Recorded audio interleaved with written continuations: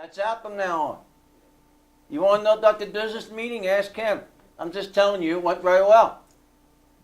Because if I give you every little detail, you're going to make some sort of liturgy or doctrine out of it. Oh, wow. Then I need to do that. I'm not doing that. I need to do that. I need to say 3 Hadavs, 2 Shananahs, and 3 Ikara. Yeah, that's what I need to do. Yeah. I need to dance like that. I need to put my hands up like that. I need to spin around and twirl. No. All right? Though I speak with the tongues of men and of angels and have not charity or love, I become a noisy gong and a clanging cymbal. Huh? A noisy gong and a clanging cymbal. If you're too busy listening to the sound of the cymbal, you'll miss the words that he's speaking to you. Amen. You don't want that. Right? So vision. Without vision, God's people perish.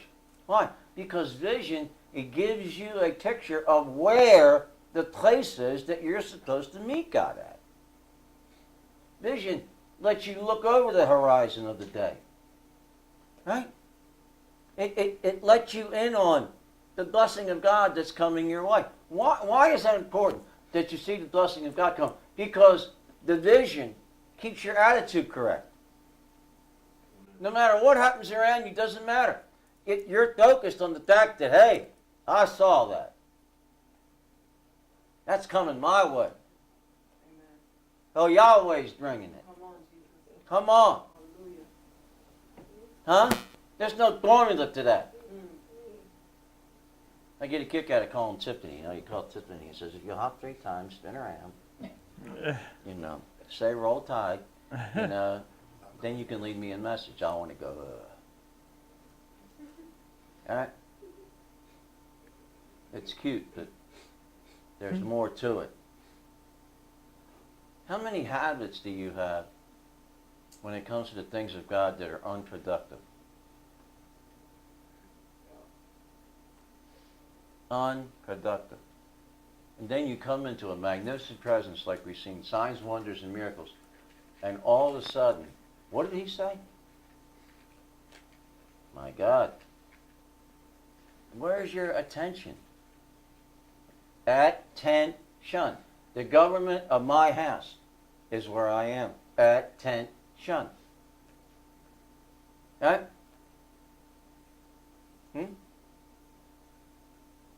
Yeah, attention. Requires an attendee. Are you the attendee that can function in the moment that God is allowing you to experience with Him? Huh?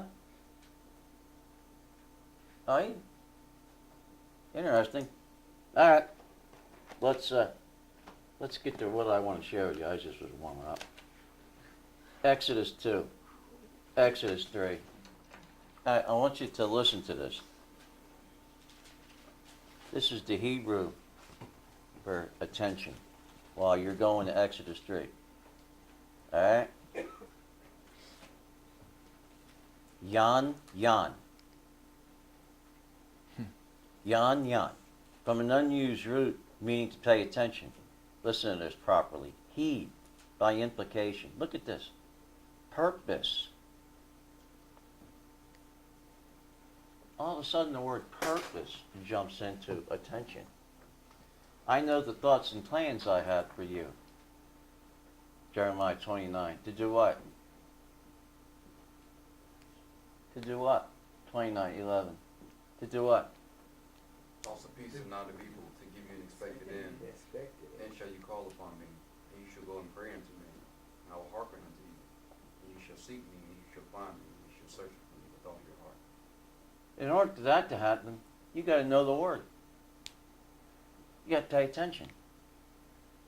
Because in hearing, the purpose of God is being manifested in you so that you can see where it's at. All right? Purpose. Interesting. To indicate the reason of or cause. Look at this next one. Seeing then. The word seeing shows up in attention.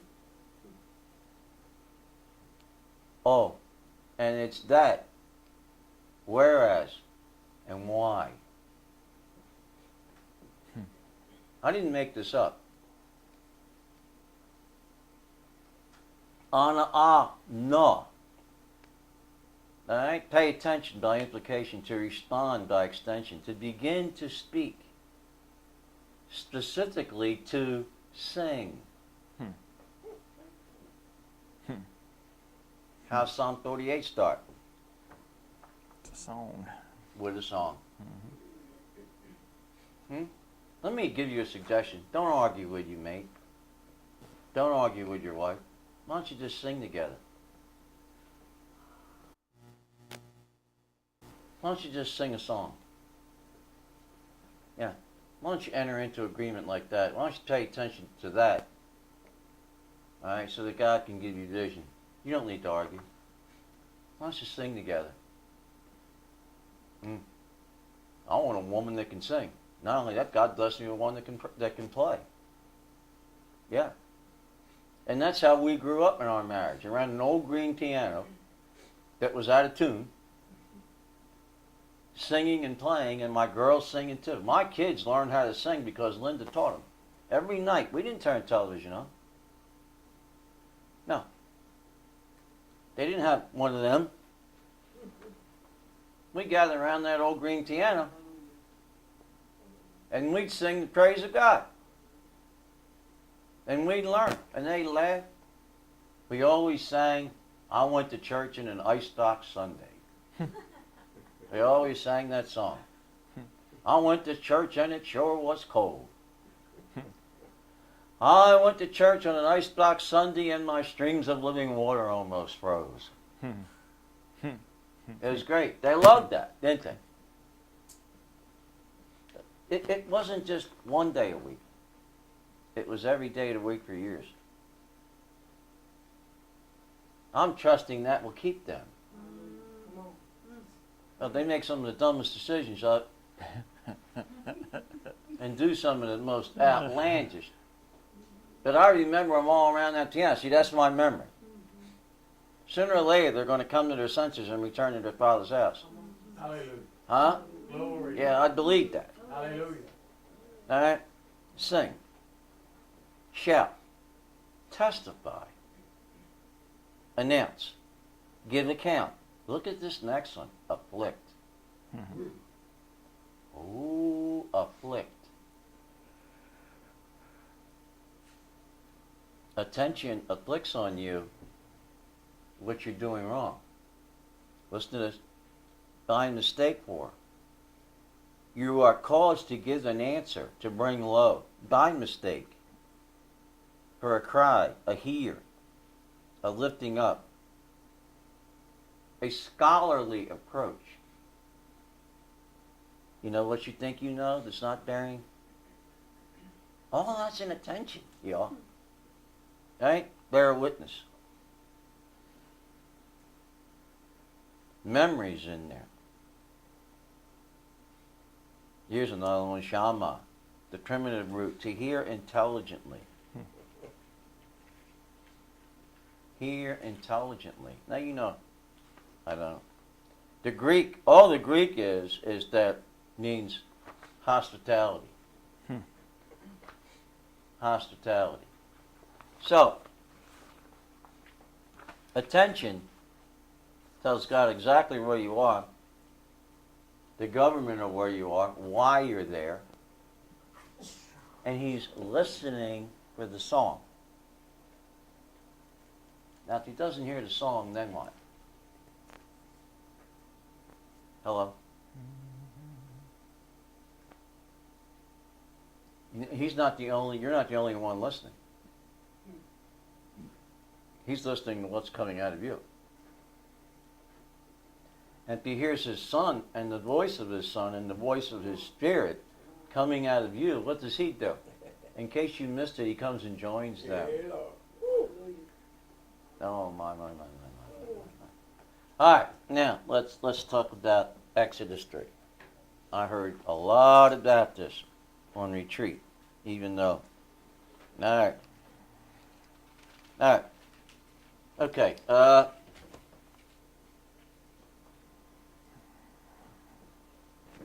Yeah, Miss Joanne, you got that little tiny Bible. Good God. Can you see?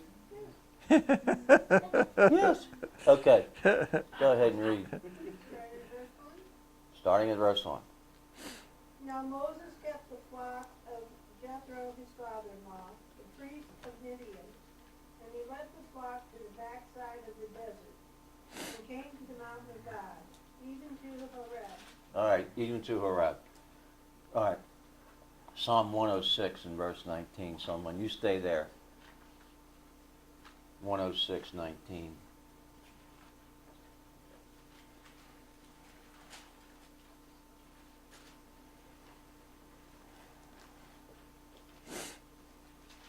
You there? They made a calf in Horeb and worshipped a metal image. Where did they make the calf? Horeb. So when you see Horeb, you need to know that's Mount Sinai. Mm-hmm. You with me? All right, so don't think Sinai and Horeb are two different places. They're not. They're one and the same. All right? All right, so where's Moses? He's on the backside of the desert, all right, living in the tent of the priest of Midian, Ruel, by the way, Ruel. If you want to understand Ruel, you need to look up Ruah. Ruah means breath of God. Ruel means friend of God. Right? Friend of God. So here's a high priest, someone that knows how to present himself before the breath of God because he's a friend of God. And Moses is married to his daughter, Zipporah. Right? Oh, what are they doing? They're tending the what? Sheep. The sheep. Where? Backside of the desert. At the base of Mount? Sinai. Yeah. So they're in Sinai. Alright? So, isn't it amazing that God brings him back to this place? How many times have you heard me say, I can't take you somewhere I haven't been? This is the evidence of that, right? The evidence of things not seen. All right? Now, why am I walking all around this thing? Because I'm introducing you to Beth Arbel. All right? Are you ready? Beth Arbel, the house of God's ambush. Ambush. A-N-B-U-S-H. That's what that means. Ambush. All right. And if you want to know how many references there are to this, all right, I'm just going to give you, here they are right here. I mean, I could go on and on and on and on. All of this, all right, all of this is on hearing and Beth Arbel. Hearing. And it's really interesting because attention leads you here. 410 is a reference. Means hearing, the ability to hear. And somehow all the names of God show up. Now, you know, I've been studying the Bible a long time, but I never heard of the God of the ambush. But yet it's here.